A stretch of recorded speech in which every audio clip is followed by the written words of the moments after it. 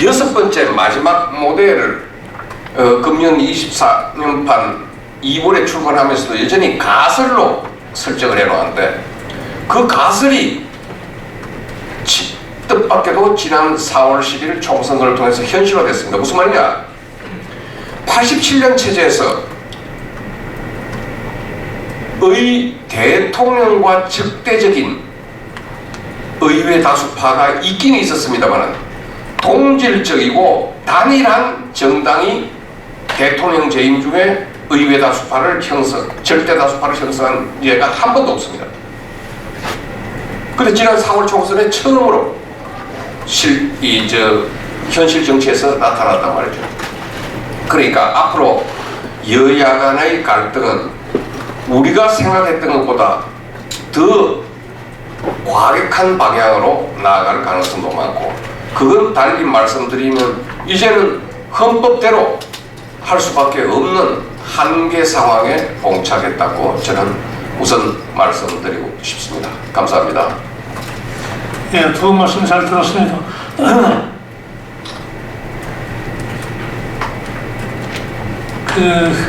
뭉크라고 하버드 대학 교수가 있습니다. 뭉크라고. 리처드 뭉크인가요? 뭉크라고. 아마 여기 있는 분들이 대부분 관심 있는 분들은 아마 책을 읽으거나 보셨을 겁니다. 뭉크의 민주주의 위기란 뭉크의 책을 보면은 이런 구절이 나옵니다. 닭을 한 마리 키웠는데 닭에게 항상 먹이도 자주 주고 또 자유도 주고 닭을 잘 키워서 닭이 살이 오르고 닭이 정말 편안한 삶을 살았는데, 닭은 자기가 죽을 때까지 이런 생활을 할 거라고 알았답니다. 그런데 어느 날 갑자기 살이 오를 대로 오른 닭을 주인이 잡아먹었다는 얘기가 나옵니다. 버트란드 러셀의 그 일화를 철학의 제 문제들이라는 그 책에 나오는 얘기인데, 그걸 인용하면서 뭉크는 우리는 지금 민주주의가 다 잘 되고 있고 돈은 시퍼렇게 살아있는 사람 지식인들이 다 눈을 뜨고 있고 아주 어린 사람들까지도 민주주의 소정을 알고 있기 때문에 설마 하는데, 이 설마가 사람 잡는다고 이것이 민주주의의 파괴나 민주주의의 죽음으로 나갈 수 있다는 걸 적어놓은 말인데, 알기 쉽게 버트란드 러셀의 그 철학의 제 문제들이라는 그 책에 나오는 구절을 인용했더라고요. 어쩌면 우리는 지금 민주주의에 취해서 살찐 닭이 되어 있는지도 모른다는 생각을 저는 했습니다. 그래서 심각한 문제인데, 한편에는 개탄을 하지만은 다른 한편에서는 그럼 개탄한 만큼 뭔가를 바꿔보려는 노력은 뒤따르지 않고, 많은 사람들이 한국 정치를 원래 그래 하면서 거의 자포자기 상태에 빠진 것 같습니다. 그래서 오늘 이제 민주주의의 성장과 평가에 대해서 두 분은 긍정도 부정도 아니고 굉장히 객관적인 말씀을 하셨는데, 그럼 이제 피 튀기는 현장으로 한번 들어가 보겠습니다. 도대체 왜들 저러는지 이해가 안 갈 정도인데 그 얘기를 한번 들어보겠습니다. 다들 아시겠지만 지금 상임위 배정 문제를 놓고 여야가 좀 첨예하게 맞붙어 있습니다. 안 되면은 18개 상임위를 모조리 가져가야 되는 거고 11개 정도인가는 줄 수도 있다, 그런 말이 오고 가고 있는데 10에 타결될 것 같지가 않습니다.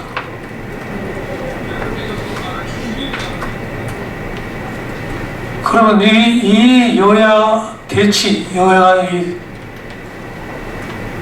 한 발도 물러서지 않는 이 상황에서 어떤 해법이 나와야 될지 우리 이사장님께 묻겠습니다. 어떤 해법이 나와야 될까요? 네, 뭐 해법이 뭐 따로 있는 건 아니고, 지금 우리가 37년간 민주주의를 경험하면서 이대로는 안 되겠다는 것은 통째로 바꾸지 않으면 안 된다 이 말입니다. 되게 좋은 사람은 좋은 제도를 만들 수 있고 또 좋은 제도는 좋은 지도자를 만들 수가 있는데 우리는 사람의 문제가 우선이죠. 제도가 나쁘더라도 나쁜 제도라도 좋은 사람이 좋은 지도자가 들어오면 그 제도를 좋은 제도로 만들 수가 있잖아요. 그건 뭐 동서고금을 다 봐서 옛날 봉건시대 때도 왕들이 조선시대 때에도 뭐 고려시대 때만 해도 왕들이 얼마든지 많이 있었지만은 그 왕들이 다 하나같이 못됐고 나쁜 왕들만 아니었잖아요. 그 어떤 왕은 상당히 칭송받고 역사에도 평가받고 뭐 그러잖아요. 그렇다면 사람이 꼭 문제겠냐? 그 사람이 문제가 아닐 수도 있다. 그러면 그 사람을 바치는 제도가 문제냐? 저는 우선은 제도가 문제라고 봅니다. 지금 우리나라 헌법 체계 요대로만 하면야 뭐 탈이 있겠습니까? 우선 보세요. 우리나라는 대통령제가 있는 나라가 뭐 몇 개나 안 되긴 하지만은 대통령이 있으면서 국무총리가 있는 나라가 있습니까? 근데 국무총리가 있으면서 헌법의 행정부 수반은 대통령입니다. 대통령 국가 원수이자 행정부 수반입니다. 그럼 그 국무총리는 대통령 뭐 행사 대행이나 하고 하는 대행 총리인데 그 총리는 있으나 마라는 이야기잖아요. 헌법적으로. 그리고 우리가 정부를 말할 때 대한민국 정부 그러면 입법, 사법, 행정이 다 들어갑니다. 그런데 우리는 대통령 이름에다 정부를 붙이잖아요. 이승만 정부, 박정희 정부, 김대중 정부, 김영삼 정부 이렇게 하잖아요. 그건 엄격하게 말하면 행정부의 이야기에 맞죠. 문재인 행정부, 대통령 행정부 수반이었으니까. 그런데 우리는 행정, 입법, 사법이 정부를 구성하는데 행정부만 갖고 정부라고 이야기하잖아요.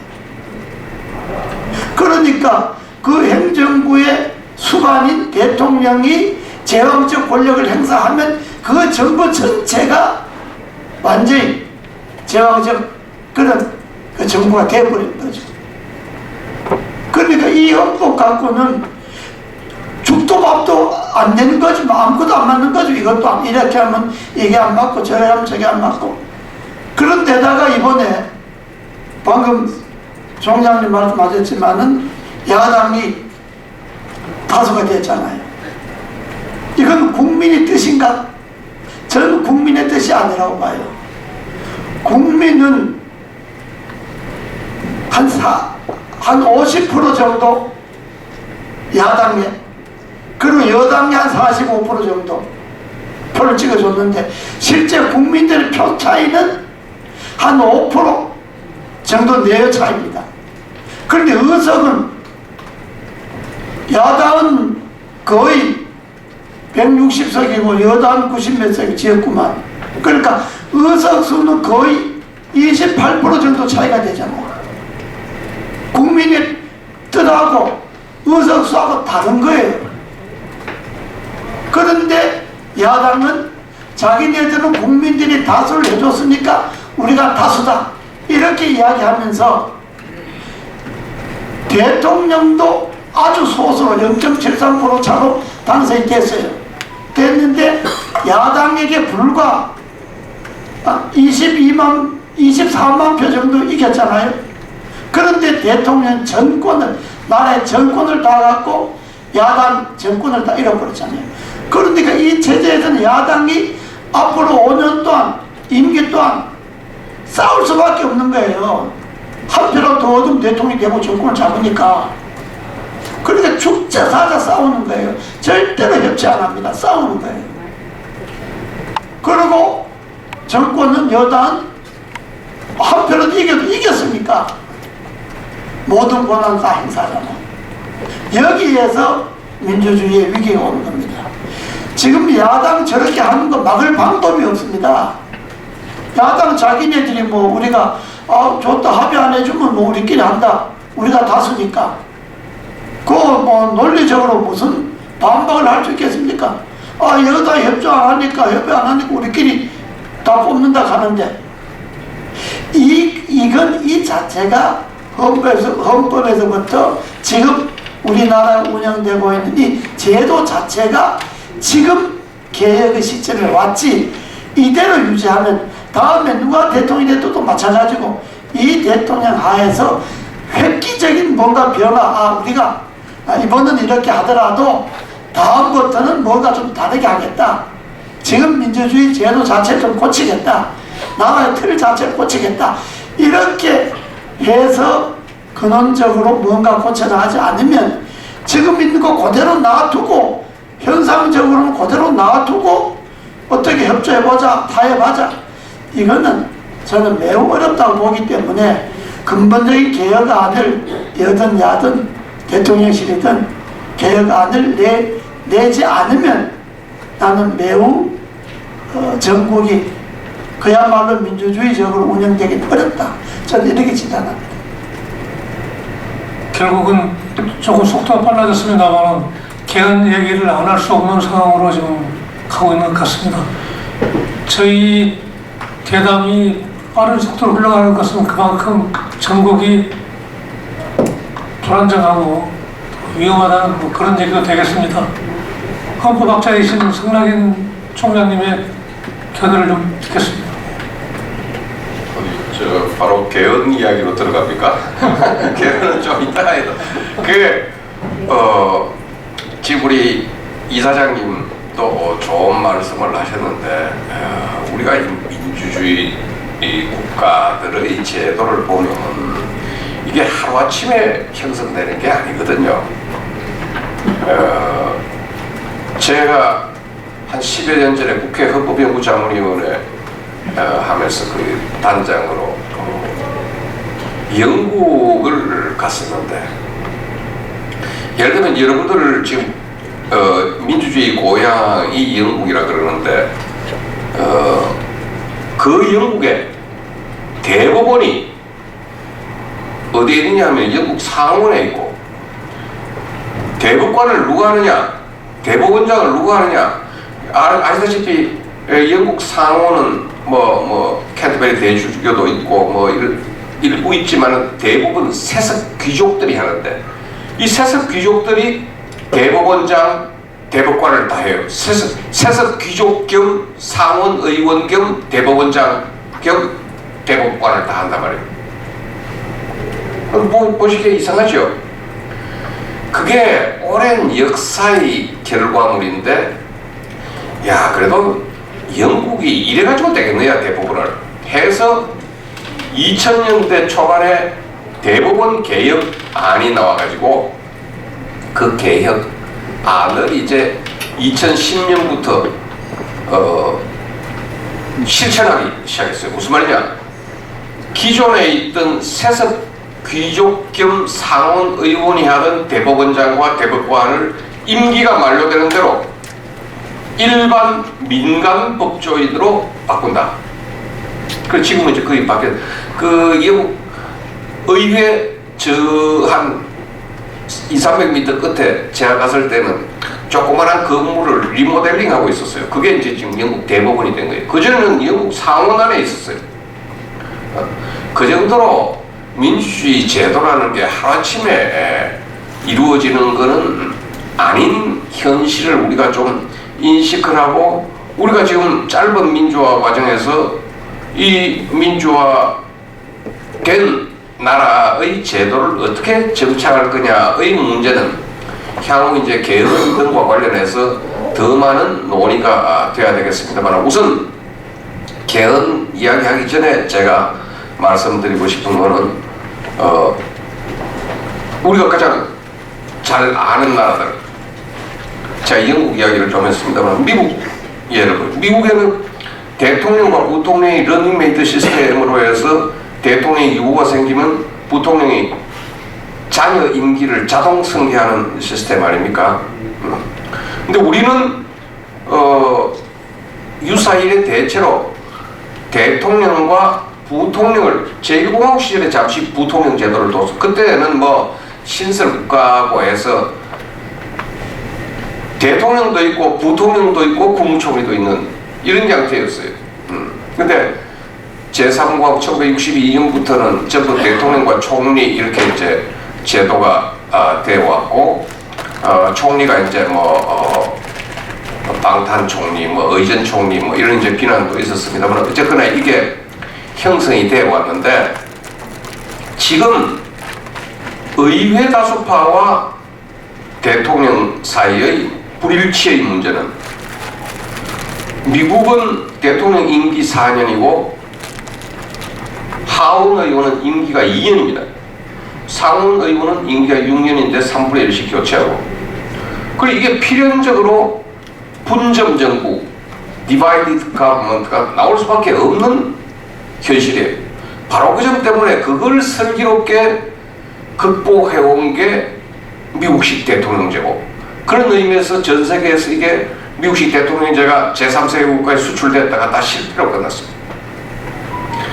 근데 이제 프랑스로 가보면, 프랑스는 원래 이제 의원내각제의 모국인데 재정 파탄 이런 문제가 생겨서 1958년에 독립운동의 영웅인 드골 장군에게 정권을 줘서 제5공화국 헌법을 만들었어요. 이 제5공화국 헌법에서 원래는 대통령 간선제인데 1962년에 대통령 직선제로 바꾸고, 그에 따라서 약간 이원정부제 내지 대통령제적으로 작동을 해왔는데, 1981년에 미트랑 대통령이 처음으로 사회당에서 대통령이 됐다가 1986년에 총선에서 패배해가지고 그 동거정부, 소위 구베르먼드 라 꽈비타스용 동거정부가 구성된, 대통령과 대통령의 적대적인 의회 다수파의 총리와 강요가 공존하는, 이거 좀 이상하지 않느냐. 3번을 했는데 안 되겠다 해서 2000년에 들어와서 헌법 개정을 했어요. 대통령 임기가 종래 7년이었는데 그걸 5년으로 바꾸고 국회의원 임기와 일치시켰어요. 그래서 그새 한 15년 정도 대통령 선거 끝나고 바로 국회의원 총선거 해가지고 대통령과 의회 다수파가 일치가 잘 되고 왔는데, 이번에 현 마크롱 대통령이 재임 중에 이제 극우파가 등장을 하고, 이런 과정에서 프랑스는 참고로 우리와 달리 의회 해산 제도가 있습니다. 마크롱 대통령이 현재 재임 중인데 의회를 해산해버렸어요. 6월 30일 날 국회의원 총선거가 실시됩니다. 그렇게 되면 그 결과 여하에 따라서는 의회 다수파를 형성하든가, 아니면 우리나라처럼 의회 다수파가 야당이 되든가, 이런 기로에 서는 문제이기 때문에 이게 어떤 제도를 가지고 다 해결할 수 없는 그런 한계적인 문제, 이게 바로 정치인들의 성숙된 민주의식 통하지 않고는 불가능한, 한국 민주주의 완전한 정착에 불가능한 명제가 아닌가 생각됩니다. 감사합니다. 속도가 좀 빨라져서 개헌 얘기를 먼저 하게 됐는데, 사실 제 콘티에 따르면 개헌 얘기는 조금 이따 나와야 되는데, 상황이 그만큼 급박하고 지금 이 상황에서 듣기 좋은 말 하는 게 별 의미가 없다고 생각해서 좀 땡겼습니다.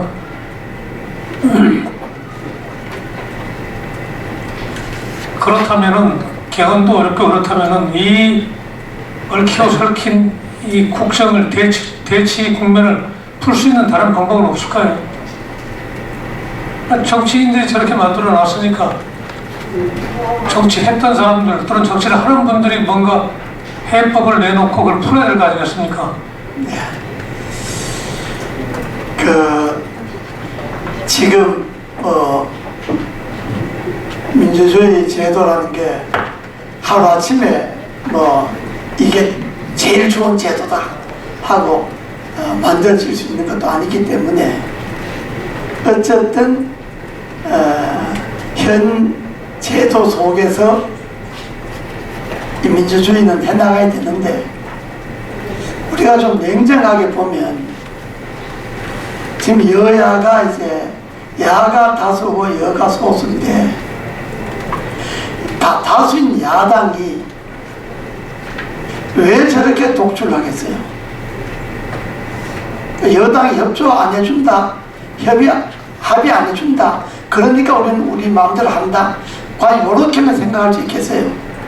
그 근저에는 다음에는 야당이 정권을 잡아야 되고 야당의 특정 인사가 대통령이 되어야 한다.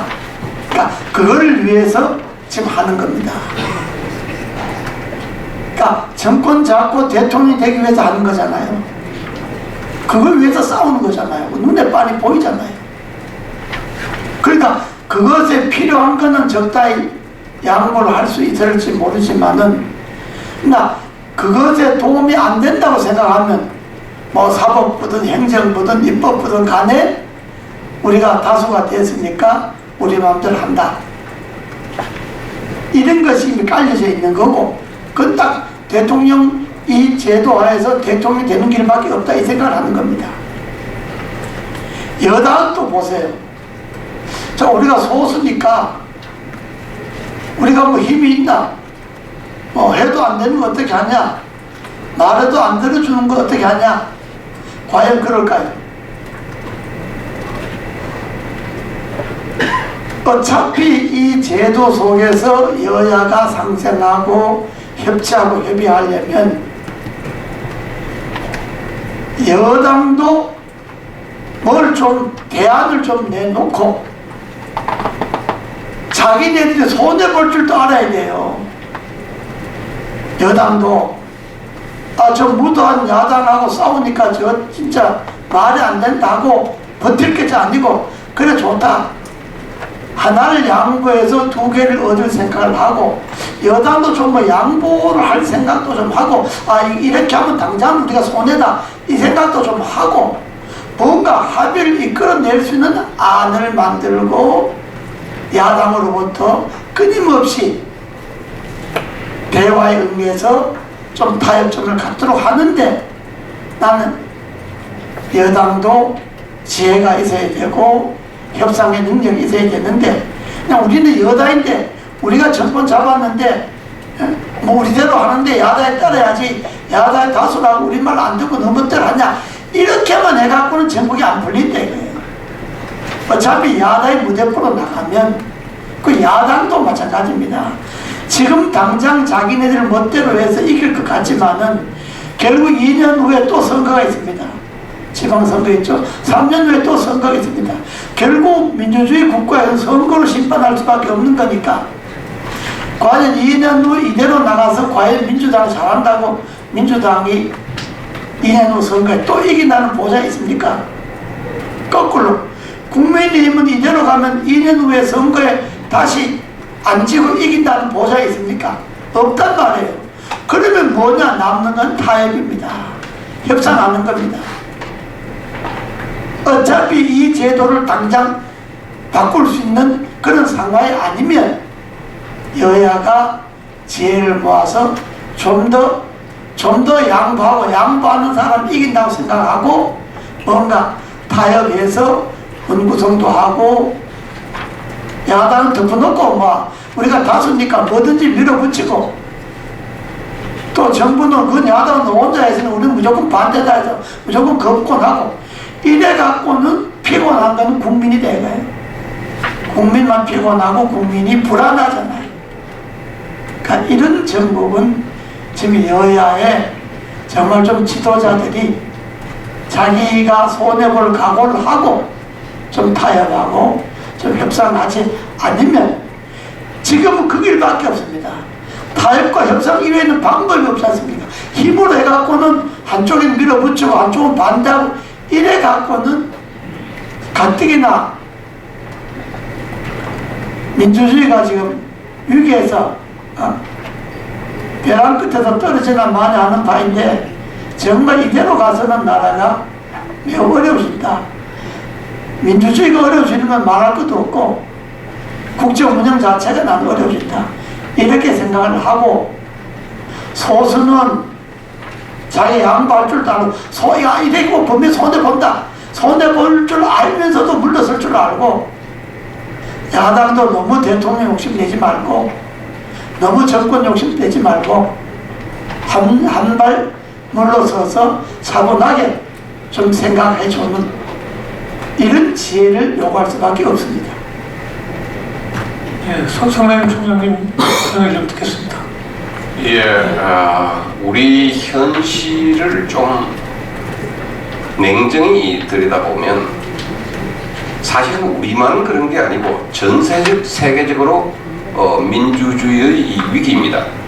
지금 우리 이재호 실장 보니까 어떻게 민주주의는 무너지는가 이 하버드 교수의 책도 이 앞에 가지고 계신데 우리만 그렇다고 우리가 낙담할 필요는 없다는 점을 제가 상기시키면서 4년 전 트럼프 대통령이 현직 대통령이 바이든한테 패배했습니다. 미국은 알다시피 중국 말입니까? 패배했는데 그 패배한 후에 의사당을 난립하지 않았습니까? 지금 그것도 지금 재판 중에 있고 그런 점에 비추어 본다면 이 민주주의, 자유민주주의 이 체제라는 게 정말 제대로 작동하기가 쉽지 않다는 점을 우리가 충분히 인식하고 있습니다. 우리 민주화 이후를 한번 살펴봅시다. 정치헌법학 이론에서 두 번의 평화적 정권교체 투턴오버 되면 그 외형적으로 민주주의 한 나라라고 이야기를 하고 있습니다. 근데 우리는 87년 체제에서 김영삼에서 김대중으로, 노무현에서 이명박으로, 박근혜에서 문재인으로, 문재인에서 윤석열 4번의 턴오버를 했어요. 그 외형적으로는 매우 민주주의를 성공하고 있다고 보여지는데 막상 현실은 그렇지 못하다고 국민들이 피부로 느끼는 문제 아니겠습니까? 이 문제는 더 나아가서 민주화 이후에 우리가 그토록 갈망하던 민주주의, 자유민주주의를 이야기했고 그 자유민주주의의 화신이라고 볼 수 있는 김영삼, 김대중 대통령도 임기 말에 아들들이 다 구속돼가지고 동력을 잃었어요. 노무현 대통령은 형 스캔들, 이명박 대통령은 형 스캔들, 박근혜 대통령은 그 자신이 탄핵이 인용되는 사상 처음으로 이런 과정을 거친 이유가 뭐겠습니까? 바로 나라가 민주화, 외형적으로 민주화가 됐지만은 대통령은 여전히 권위적 대통령의 모습을 벗어나지 못하고 있다. 지금 윤석열 대통령도 마찬가지의 문제를 내포하고 있는 겁니다. 그때 대통령 처음 취임하고 나서는 도 스태핑이라고 해서 아침에 출근할 때마다 기자들하고 만나고 이러다가 그게 조금 말썽이 나오는 거예요. 2년간 기자회견을 하지 않았습니다. 이 자유민주주의 국가에서 이런 예가 거의 없습니다. 2년간 대통령이 최고 권력자가 기자들 앞에, 국민을 대표하는 언론인들 앞에 나와서 기자회견을 하지 않은 2년 동안. 그래서 이제 프랑스의 경우는 작 샤반 델마스라는 총리를 역임한 분이 유보 영역 이론이라는 것을 제시를 했습니다. 무슨 말이냐면은 대통령이 일반 국정에 일일이 대통령이 초인이 아니지 않습니까? 다 관여할 게 아니라 외교, 국방, 이유 문제, 이 문제는 대통령이 이 무슨 말입니까?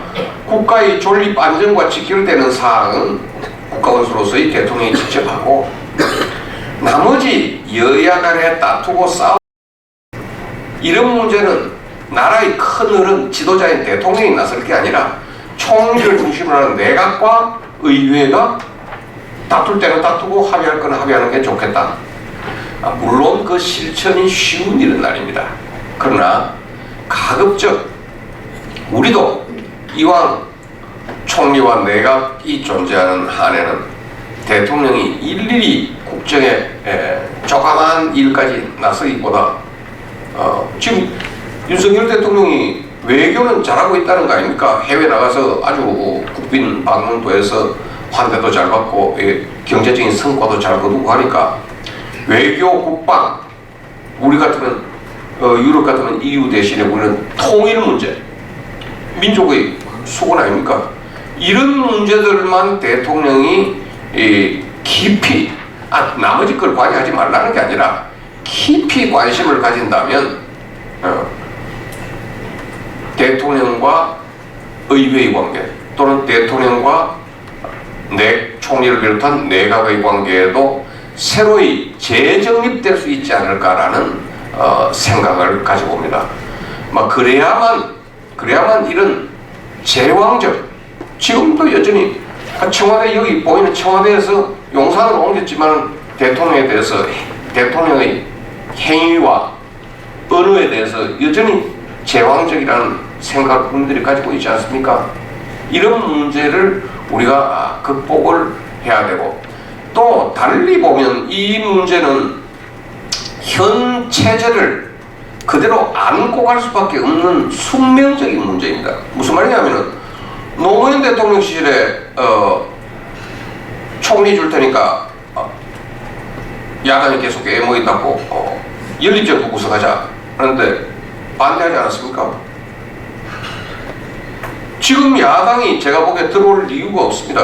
자기네들은 2, 3년 후에는 다 새로 정권을 잡는다고 생각하는데 또 반면에 지금 대통령 임기가 지금 반도 안 지났는데 벌써 야당에서 탈핵 열차가 출발한다고 그러는데 이것 또한 매우 잘못됐기 때문에 국민들이, 저는 늘 그런 생각을 가집니다. 여기 계시는 민주시민 여러분들께서 우리가 뽑은 대통령이나 국회의원보다 훨씬 현명하다는 생각을 가지고 있습니다. 따라서 국민들이 늘 바라보면서 쳐다보면서 판단을 2년 후, 3년 후 또 하시기 때문에 그들 문제를, 국민을 무서워하고 두려워하지 않고서는 이 문제는 해결이 될 수 없다는 점을 우리 민주시민 여러분들 앞에서 제가 말씀을 드립니다만, 이 문제를 여야 정치 지도자들이 좀 한번 잘 새겼으면 하는 바람입니다. 감사합니다. 예.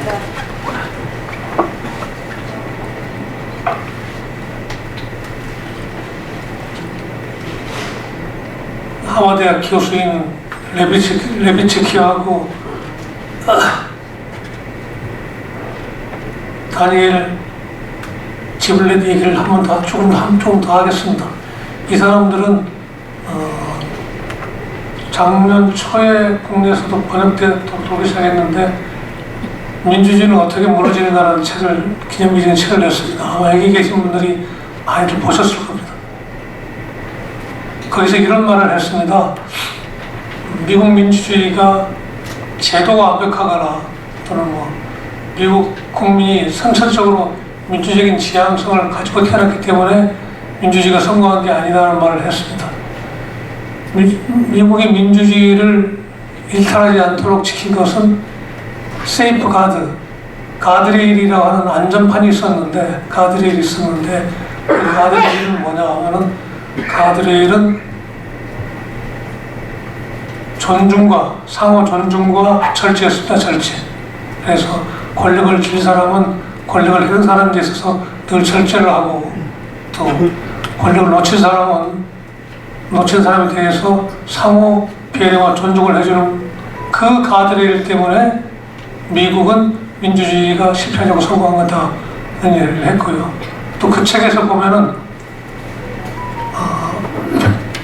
칠레, 남미에서 가장 선진국이었고 가장 잘 나가는 나라였고, 그나마 민주주의가 돌아가는 칠레의 정권이, 아엔데 정권이 무너지고 피노체트 군사 정권으로 넘어가는 것은 왜 넘어갔느냐?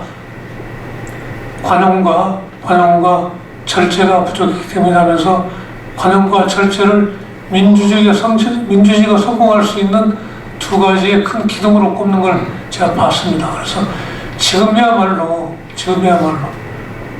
개헌도 당장 이루어지기 쉽지 않고 또 법적으로 고칠 수 있는 것도 아니고 이 참 끝없는 이 교착 상태를 풀 수 있는 방법은 여야가 성총명 교수 말씀하신 대로 여야가 상호 관용과 절제의 미덕을 발휘하는 수밖에 없다는 생각을 저는 개인적으로 해봤습니다.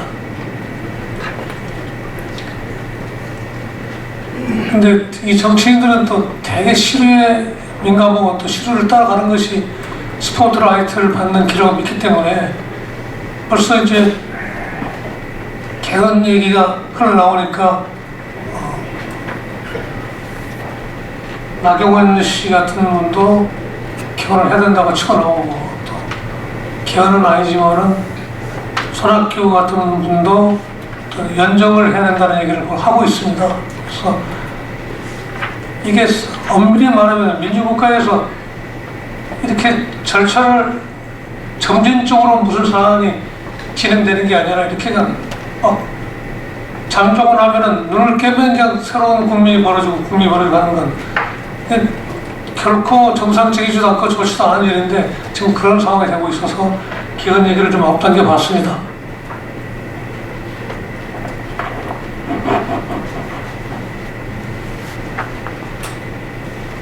그래서 저는 뭐 헌법학자 전공은 아닙니다만은 성총장님한테 꼭 물어보고 싶은 말이 있었습니다.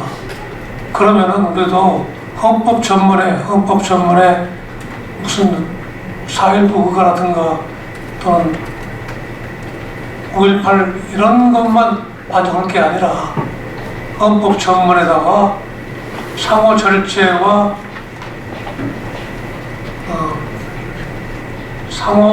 절제와 배려를 상호 배려와 절제를 갖다가 헌법 전문에 국회를 일관하는 하나의 정신이나 지표로서 집어넣을 수는 없냐고 물어봤더니 제 아는 후배 하나가 걔도 서북고시 학교가 아닌데 깊이 연구해 봐갔지만은 최소한 이걸 법제화할 수는 없으니까 상호 절제하고 상호 존중하는 걸 상호 존중과 절제를 법제화할 수 없다면은 헌법 전문에 이 두 단어를 명기하는 것만으로도 우리 정치의 모습이 달라지고 또 정치계는 분위기가 좀 바뀌자 괜찮은 얘기를 했습니다. 그 문제에 대해서는 헌법 전문가이신 성총장님의 의견을 좀 듣고 싶습니다. 예, 감사합니다. 혹시 법정 같은 것도 한 번씩 아마 개별적으로 여기 계시는 분들 같으면 관련 분야에서 전문가실 테니까 자기 전문과 관련된 법조문을 아마 보신 분이 있을 겁니다. 근데 전 세계적으로 우리가 중요하게 생각하는 민법이나 형법, 상법 이런 일반 법률에는 전문이라는 게 없습니다. 근데 헌법만 전문이 있습니다. 전 세계적으로. 그런데 그 전문도 미국 헌법 같은 경우는 그냥 이 헌법 이래 나왔다라는 그 정도만 있고, 또 유럽 쪽 국가들에게 가면 이 헌법 전문에 지금 우리 이 실장님 말씀하셨던 그런 헌법 전문의 중요한 내용들, 헌법이 담아야 할 중요한 가치들 이런 걸 이제 규정하기도 합니다. 우리 헌법은 그런 의미에서 헌법 전문에다가 우리가 추구하는 자유민주주의, 자유평등, 박애 이런 내용들을 헌법 전문에 담고 있습니다. 아시는지 모르겠습니다. 유구한 역사와 전통에 변하는 우리 대한국민은 이 헌법 전문이라는 것은 우리 대한민국이 헌법을 만든 게 대한국민이 헌법을 만들었다는 걸 우리 헌법 전문에 명시하고 있고, 3.1, 현재는 3.1 운동과 4.19를 민주 이념으로 넣고 있는데, 지금 아시다시피 5.18이라든가 2.28 이런 건 이제 넣는 문제 있지만, 사실은 절제와 관용, 말씀하셨던 그런 부분도 직접 표현은 없지만 실질적으로는 다 있다고 봐도 무방하리라고 봅니다. 개헌 관련해서 제가 좀 말씀을 드려도 되겠습니까? 아까 제가 모두에 말씀드린 대로 1948년 헌법이 1987년까지 평균 존속 기간이 4년밖에 없었어요. 자리 비어있나요? 근데 지금 1987년 헌법이 37년에 이르고 있습니다. 그런데 그래서 이게 한번 헌법을 이제 좀 바꿀 때가 됐다. 바꿀 이유는 헌법 조문의 문제도 있고 시대 정신의 반영 문제도 있고 여러 가지가 있습니다. 예를 들면 헌법 조문의 문제 같은 헌법 제29조 2항 같은 경우는 군인 공무원에 대한 이중배상 금지 조항이 있는데 이게 1971년에 대법원의 위헌 판결로 국가배상법 제2조 1항 단서에 위헌 판결을 났던 조항을 박정희 대통령이 유신헌법에다 갖다 넣은 겁니다. 그게 80년 헌법, 87년 헌법, 지금 헌법에 그대로 있어요. 이게 물론 박정희 대통령이 저는 잘못했다고 생각을 안 하는 게 왜 그러냐면 군인 공무원에 대해서 이중배상을 하게 되면 국고가 엄청나게 나가야 되니까 그때는 맞다고 봅니다. 그런데 지금 국민소득 3만 불, 4만 불 시대 이런 조항이 헌법에 있다는 것은 수치예요. 그런 점에서 잘못된 조항부터 우선 바꿔야 된다는 하나 하고 또 하나는 37년간 우리가 운용하면서 여러 가지 문제점들이 좀 드러났습니다.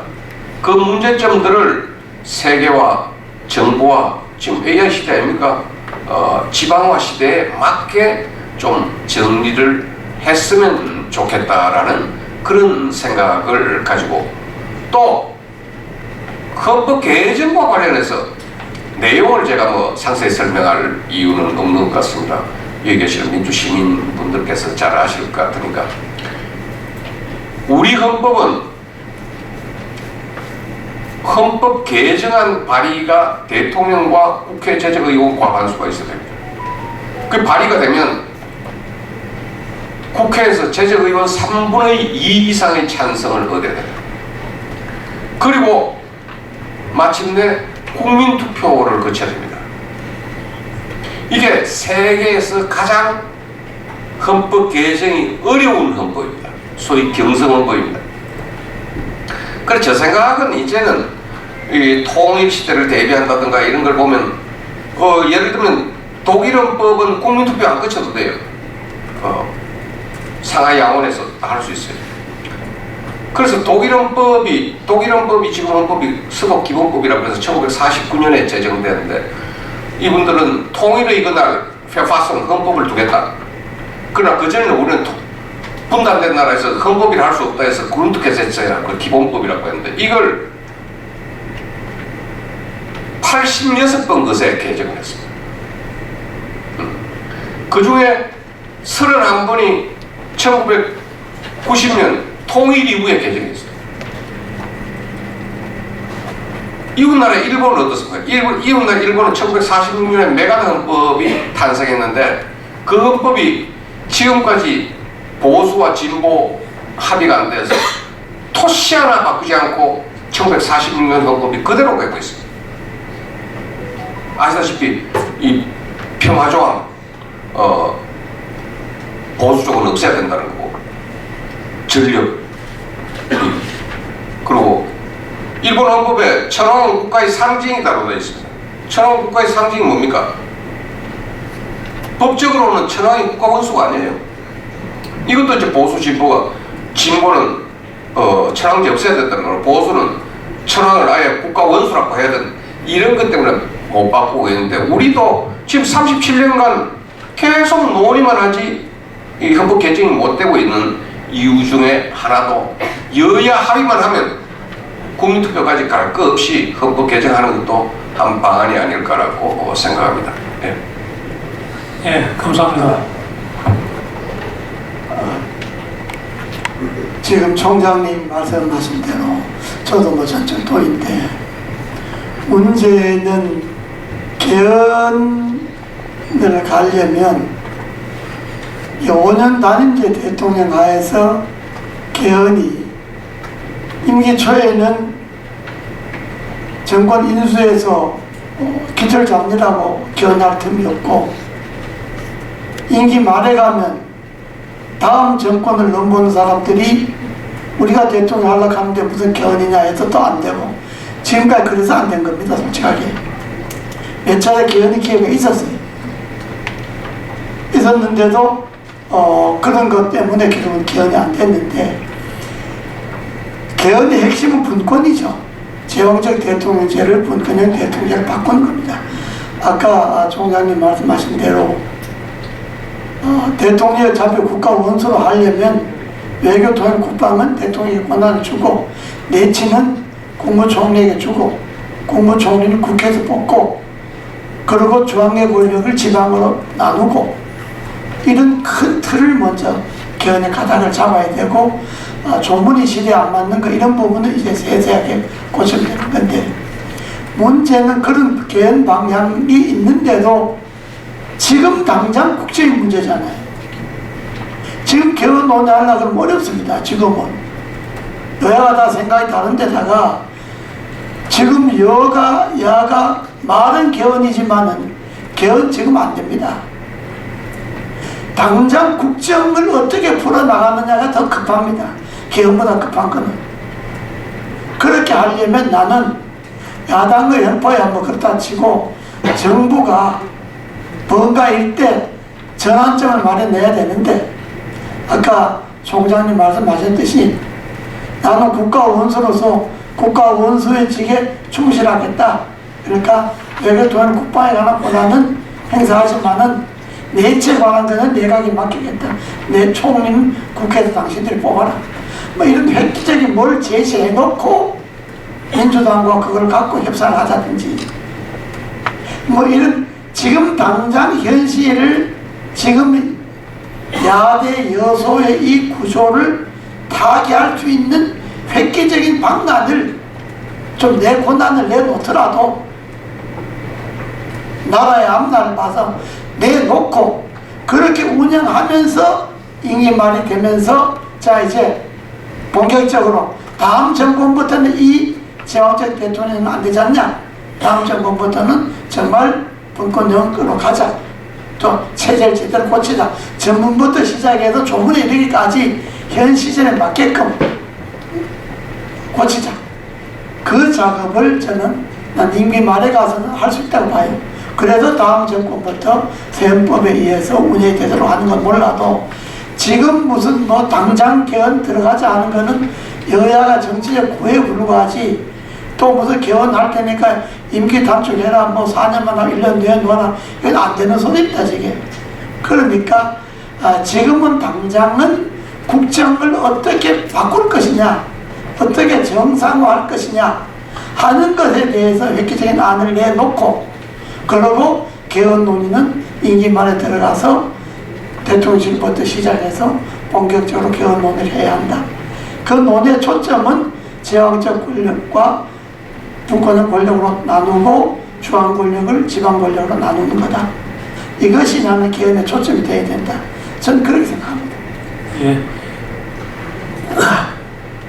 저희 민주운동 기념사업회 건물이 경기도 의왕에 있는데요. 그 일 가보시면 가신 분들은 알겠지만 이 지하 1층, 지하 한층 전체를 통틀어가지고 민주운동 과정을 전부 사진과 표와 자료로 채워놨습니다. 그래서 이제 저희 기념사업회에 근무하시는 분들 중에서는 우리 이재호 이사장님을 비롯해서 매일 점심 먹고 들어오면은 1층 지하를 한 바퀴 돌고 들어온 사람이 많습니다. 그걸 보고 저는 제가 가서 상당히 그 깊은 인상을 받았습니다. 말로만 민주화를 하는 게 아니라 이렇게 음지에서도 또 드러나지 않지만은 민주화의 의지를 다지는 분들이 계시구나 하고 상당히 감명을 받았습니다. 아마 오늘 또 우리 직원들 중에 몇 분은 점심 먹고 와서 지하에 있는 우리 민주화 역사실을 한번 쭉 돌고 자기 자리로 할 겁니다.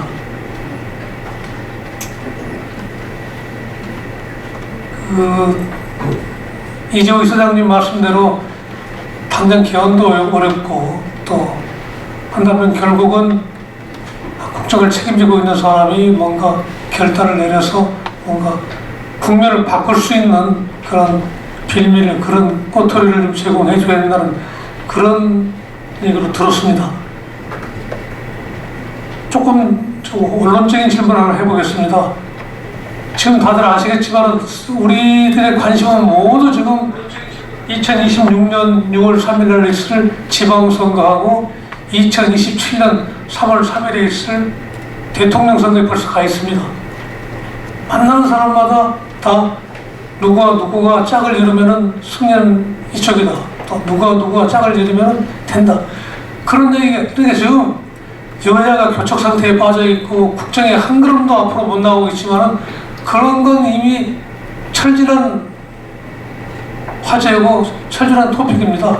만나면 이제 누가 뭘 캠프를 꾸렸느냐 안 꾸렸느냐 누가 누구 만나냐만 하고 있습니다.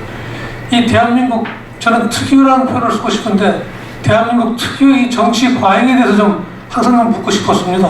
그래서 현역 5선 의원을 하셨고 또 실제로 정치 경험이 가장 많으신 분 중에 한 분인 우리 이사장님께 대한민국 사람들이 정치 과잉에 대해서 좀 한 말씀 따끔하게 좀 말씀을 해주시죠. 우선 이게 국회의원 선거 제도와 공천 제도를 바꿔야 합니다. 지금 공천은 권력 위주의 공천이거든요. 권력 잡은 사람이 공천하는 거예요. 모든 게 권력 지향적입니다. 지방자치제 2년 후에 지방공천도 마찬가지입니다. 크고 작은 권력을 지키기 위해서 공천하는 거고 그 크고 작은 권력에 줄을 대는 사람이 공천을 받는 거고 결국 그거는 민주주의를 파괴하는 거죠. 국회의원 선거 제도도 지금 이대로 갖고 국회의원이 지방선거 공천권을 좌지우지하는 이 제도를 갖고는 안 되게 되어 있습니다. 그러니까 지방선거와 국회의원 선거의 공천 제도를 정말로 그 지역 주민들에 의해서 공천자가 결정되는 그런 획기적인 제도로 바꾸지 않고 공천 제도에 당이나 정부의 권력자들이 개입하는 이런 형태로 갖고는 이게 지방선거 어렵습니다. 여기에 뭐가 생기냐? 부패가 생깁니다. 부패가. 지금 비례대표 있지 않습니까? 다 그렇진 않지만 사실상 비례대표자라는 게 현대판 매관 매직입니다. 그렇지 않습니까? 이런 제도를, 이런 선거제도, 공천제도 다 그대로 놔두고 아까 이야기했지만 실제로 표차는 5% 내외인데 국회의원 당선 표차는 28%, 30% 내외로 여야가 차이가 나잖아요. 그러면 국민이 표를 그대로 반영하려면 국회의원 선거제도도 소선거구제 이거 갖고는 안 됩니다. 인구 100만 명을 한 선거구로 해서 한 선거구에 4명 정도 뽑는 대선거구제로 바꾸어서 하원에 한 200명 정도로 해서 공천도 그 지방에서 예선에서 1, 2등 갖고 결선에 되는 사람을 공천하는 뭔가 이런 걸로 바꾸지 않고 그냥 지금 제도 이대로 놔두고 공천해라. 그럼 지역의 국회의원들이 또 지방자치의원들 공천하는데 뭐 기초의원은 얼마다, 광역의원은 얼마다, 지금도 그런 소리 나오잖아요. 선거 끝나면. 그리고 선거 끝나면 떨어진 사람하고 된 사람하고 평생 원수시잖아요. 우리나라 대한민국의 민주주의 갈등이 증폭된 이유 중에 하나는 선거도 있습니다. 선거가 끝나면 떨어지는 것 같은 사람 그 양진영 원수시잖아요. 그 4년 동안에 서로 원수시로 지내다가 그 다음 4년 지나면 또 다른 갈등이 생기고 이런 제도로 갖고는 민주주의가 정착이 되기 어렵습니다. 그래서 이번에도 지금 아직 2년 남았으니까 지금 여야가 결단을 해서 획기적으로 공천제도 당의 당권을 잡은 사람이나 권력을 잡은 사람 손 떼겠다. 당신네들 지역의 후보는 당신네들 지역에다 예선을 거쳐도 본선을 거쳐도 당신네들 뽑아라. 뭐 이런 식으로 공천권을 내려주지 않으면 지금 여야 지도부가 그대로 공천권 거머쥐고 지방선거 하면 온갖 권력형 부패 온갖 생기죠. 온갖 비리 생기죠. 갈등 생기죠. 그 갈등 속에는 또 분열이 생기잖아요. 이래 갖고는 나라 민주주의가 되겠습니까? 민주주의 일상도 안 됩니다.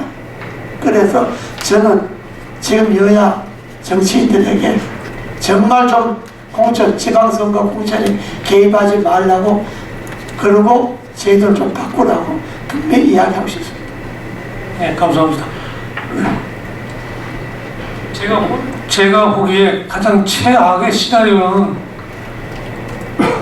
반엘리트주의와 포퓰리즘의 결합 같습니다. 언제부터인가 대한민국 사회가 아주 엄청나게 냉소주의적이 되겠습니다. 누가 무슨 말을 해도 누가 무슨 말을 해도 인정하지 않고, 누구도 인정하지 않고, 내가 너보다 못난 게 뭐냐, 나도 다 안다. 이 반엘리트주의가 알게 모르게 우리 사회에 전반에 퍼져 있습니다. 물론 주된 원인은 과학기술의 발전에 따라서 정보가 무한하게 열렸기 때문에 누군만 하루에 2시간씩만 유튜브로 공부하는 사람이면은 어느 강연장에 내놔도 조금도 빠짐없이 정치 토론을 할 수가 있습니다. 이 반엘리트주의 하나만 복차인데 거기다가 지금 포퓰리즘이 또 결합되고 있는 현상을 목격하고 있습니다.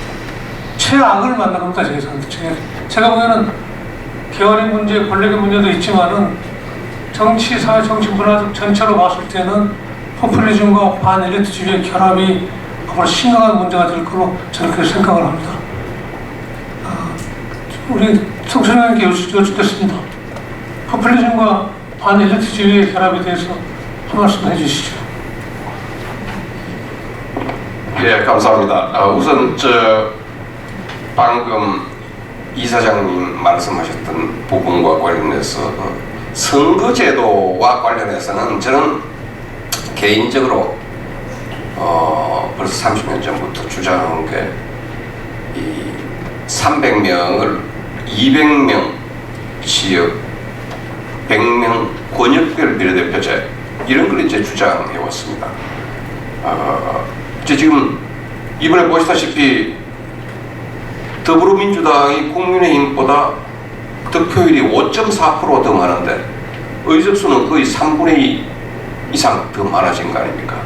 이런 문제 극복해야 되는 과제고 있고 해서 제가 금년 3월호 헌정 대한민국 전직 국회의원 우리 군의원 계시지만 의원님들 법정단체인 헌정회에서 발행하는 헌정이라는 잡지에 월간지에 권두원으로 제가 그런 새로운 제안을 했습니다.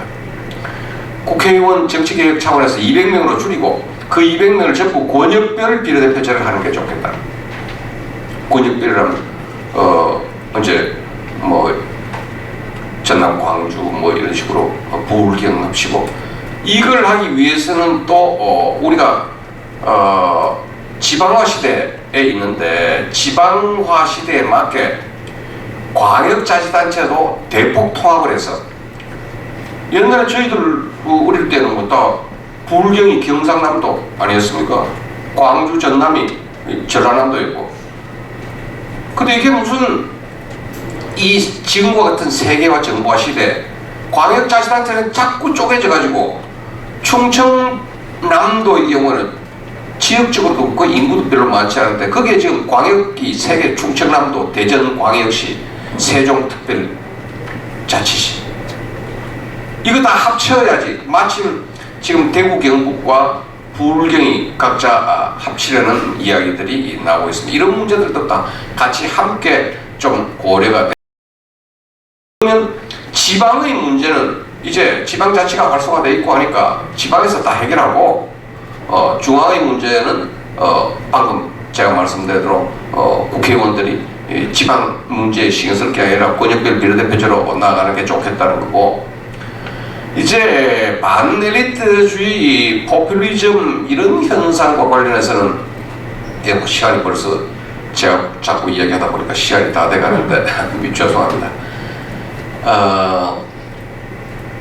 우리 사회가 급격하게 변하고 있다는 거에 순응하는 제도를 모색해야 됩니다.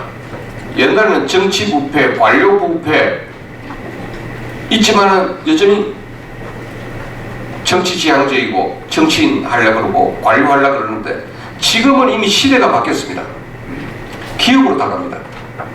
20년 전에 서울대학에 근무하는 박사 숫자와 삼성전자에 근무하는 박사 숫자가 같았는데, 지금은 서울대 전체 근무하는 박사 숫자보다 삼성전자 근무하는 박사 숫자가 압도적으로 많은 시대입니다. 어제 공무원 학원 예대학입니다. 이런 거에서부터 우리가 새로운 모델을 창출해야 돼. 그런 의미에서 옛날에 검사와 여선생이라든가 7번 방의 선물이라든가 이런 사회의 계층 탈출, 계층을 테이크오프하는 그런 뭐 고시제도, 그런 구식의 고시제도 가지고는 이제는 인재들이 그대로 가지 않아요. 새로운 제도를 모색해야 되고, 이미 우리나라에도 5급 행정고시를 통해서 공직에 진입하는 사람보다는 특별 채용을 통해서 5급으로 가는 사람이 더 많은 현실입니다. 그런 현실에 맞게 우리가 바꿔야 되고, 국가적으로도 말이죠. 서양의 역사 발전에 보면 국민소득 10,000불이 넘어가게 되면 자생적 공산주의자가 2자리 숫자예요. 그런데 우리의 경우에는 반공법이라는 걸 만들어서 공산주의 못하게 했습니다. 자유민주주의 국가 중에서 공산당 못하게 하는 나라는 우리나라밖에 없어요. 그런 자생적 공산주의, 우리가 지금 국민소득 10,000불이 아니라 30,000불을 넘어선 나라이기 때문에, 그런 점에서 이제는 우리가 1980년에 그래서 반공법 폐지하지 않았습니까?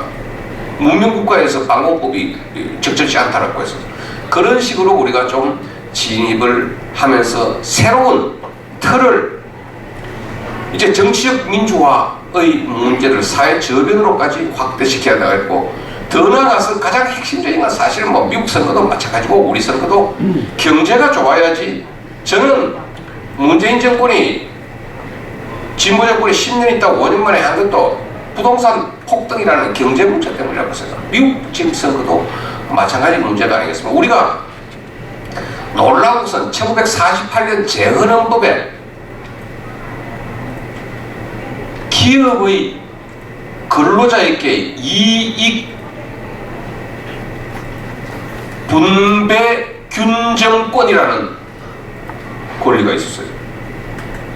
이거 완전히 무슨 공산당 헌법 아니냐 할 정도로, 우리가 1948년 우리 헌법의 제정자들이 그만큼 국민들의 경제를 많이 생각했고, 그래서 경제 사회적인 전 세계 자유민주주의 국가 헌법 중에 경제를 독립된 장으로 만들려고 있는 나라는 대한민국밖에 없습니다. 경제가 저는 핵심이 아니겠느냐 싶고, 제가 뭐 이제 말할 시간도 없기 때문에 제가 마지막으로 한 가지 더 첨언을 한다면, 제가 뭐 평생을 헌법학자로 살아오면서 제가 가지고 있는 기본 소신은 법적 실존주의, 이 좀 어렵게 생각될지 모르겠습니다만, 현실을 도외시한 규범과 제도 아무 소용없습니다. 현실에 착근해서 우리가 좀 해야 되겠다. 그리고 균형 이론, 여러분들 정의 여신상 DK가 균형의 점을 주들고 있습니다. 우리 대법원에도 이게 정의 여신상을 만들어 놓고 있습니다. 대법원 현관에 딱 들어가면 정의 여신상에서 균형이, 우리가 정치, 경제, 사회 부분의 균형만이 중요한 게 아니고, 내 몸의 균형이 파괴되면 어떻게 됩니까? 감기, 몸살, 암이 걸립니다. 마찬가지로 우리 사회 모든 계층에서도 그런 가진 자와 가지지 못한 자, 있는 자와 없는 자, 이 모든 사회 계층의 균형을 이룰 때 한국 민주주의의 진정한 발전이 될 수 있지 않을까라고 생각됩니다. 제 말씀을 이걸로 마치겠습니다. 고맙습니다.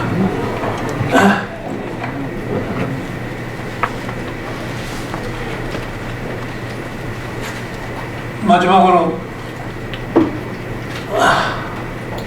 민주화 이후의 민주화에 대해서 언급하고 넘어가지 않을 수 없습니다.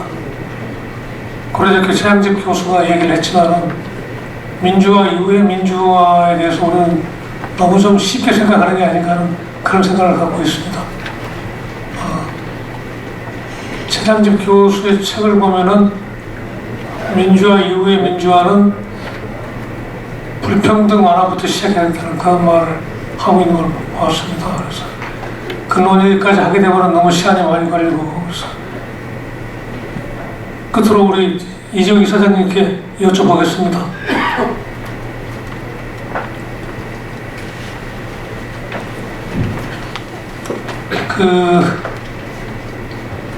저희 민주화운동 기념사업회도 늘 쓰고 있는 구호가 일상의 민주화입니다. 구호에서 또는 행동에서 운동에서 일상의 민주화로 우리 스스로를 체화시키고 그걸 통해서 사회를 변화시켜 나가자는 게 저희 민주화 운동 기념사업회 모토입니다. 민주화 이후의 민주화로서 민주주의의 일상화 또는 공고화에 대해서 이재용 이사장님 얘기 한 말씀 듣겠습니다. 우리나라가 해방 이후 지금까지도 그랬지만 특히 지난 37년간 너무 정치에 매몰되어 있고 또 너무 권력에 매몰되어 있어서 일상의 민주주의가 항상 권력에 좌우되고 또 정치에 좌우되고 그렇죠. 근데 지금은 일상 바닥에서부터 민주주의가 정착되지 않으면 나는 나라 전체에 민주주의가 정착이 어렵고 바닥에서부터 민주주의가 정착되지 않으면 언제든지 독재자는 나올 수 있습니다. 권력을 막대로 좌지우지하는 사람들이 나올 수 있기 때문에 우리 시민들이 바닥에서부터 민주주의를 생활화하는 것,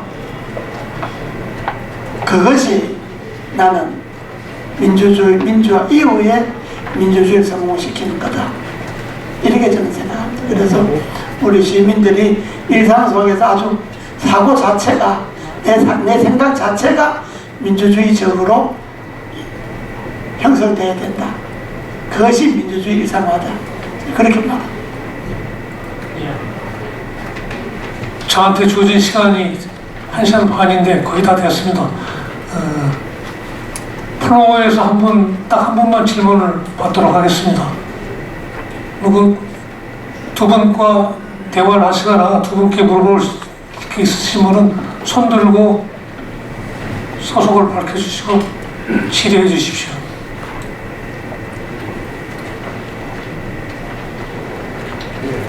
예, 저기 우리 김일주 박사님.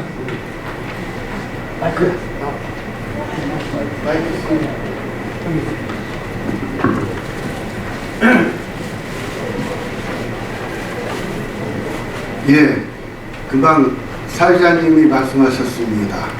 저는 이승만 기념사업회 전 사무총장이고 현재는 통일부 북한인권증진위원회에서 활동하고 있습니다. 다름이 아니라 지금 성 총장님도 그러시고 또 이재호 선배님, 이사장님도 그러시는데 민주주의를 많이 말씀하셔요. 그런데 이 민주주의는 사람마다 다 다르거든요. 어떤 민주주의냐, 민주주의 누구나 다 말은 합니다만은 어떤 민주주의냐, 권력을 딱 잡으면 민주주의 그 중에서도 자기 입맛에 맞는 부분, 그런 가치만 주장하고 있거든요. 예를 들면 보편적 민주주의를 한다면 우리는 자유, 법치, 인권 이런 얘기를 많이 하지 않습니까? 그래서 특히 이사장님께 제가 질문하고 싶은 것은 현 시점에서 민주주의 가치 중에서 가장 중요하게 생각되는 것이 무엇인지 이 점 여쭤보고 싶습니다. 뭐 여러 가지가 있습니다. 뭐 자유, 인권, 뭐 평등, 뭐 여러 가지 있는데 지금 현실은 경제 문제가 최우선입니다. 경제적 민주주의, 경제적 평등 이런 부분이 지금 제일 우선적으로 고려돼야 할 거라고 저는 생각합니다. 예. 끝으로 승란이 총장님 못하신 말씀 있으면 말해 주십시오. 저 이사장님 말씀하실 때 경제적 민주주의가 가장 중요한 과도가 지금 전 세계에서 공통적입니다. 그거는 바보야 문제는 경제야. 이게 전 세계 선거에서 공통적으로 들어가 있고 이사장님 말씀에 한 말씀만 더 봐주시면 마찬가지로 이게 이제는 민주시민, 경제시민, 민주시민의 이 나아가는 길은 우리가 민주시민의 생활법칙 이게 굉장히 중요하다고 생각해요. 그래서 제가 법무부 위원장으로 있을 때 법교육지원법도 만들고 했는데 함께하는 민주주의 그 함께하는 민주주의는 그 기본에는 경제적 민주주의가 바탕에 깔렸을 때 진정한 민주주의가 이루어지지 않을까 생각합니다. 감사합니다. 네, 감사합니다. 여러분 짧지 않은 시간인데도 경청해 주셔서 대단히 고맙습니다. 이걸로 마치겠습니다. 다만 아까 우리 김일주 박사가 말한 것처럼 한국 민주주의의 근본적인 목적은 더 따뜻한 대한민국, 더 큰 대한민국으로 가야 될 것 같습니다. 이건 제 아이디어가 아니고 제가 저희 지원들, 이사들을 상대로 설문조사를 했더니 앞으로 한국 정치나 한국 문제에 관한 슬로건은 더 큰 대한민국, 더 따뜻한 대한민국이 되어야 한다고 응모를 해주셨어요. 그래서 너무 고맙게 지금 그 말을 여기서 볼 수 있게 됐습니다. 여러분 감사합니다. 더 큰 대한민국, 더 따뜻한 대한민국을 위해서 함께 나아가십시다. 고맙습니다.